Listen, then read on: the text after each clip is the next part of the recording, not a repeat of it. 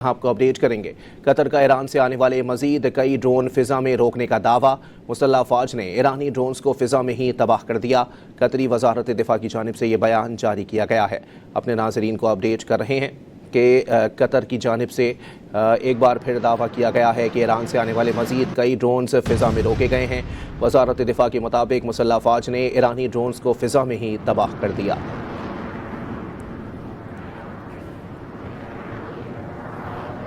आपको अपडेट करेंगे। कतर का ईरान से आने वाले मजीद कई ड्रोन फिजा में रोकने का दावा। मुसल्लह फौज ने ईरानी ड्रोन्स को फिजा में ही तबाह कर दिया। कतरी वजारत दिफा की जानिब से ये बयान जारी किया गया है।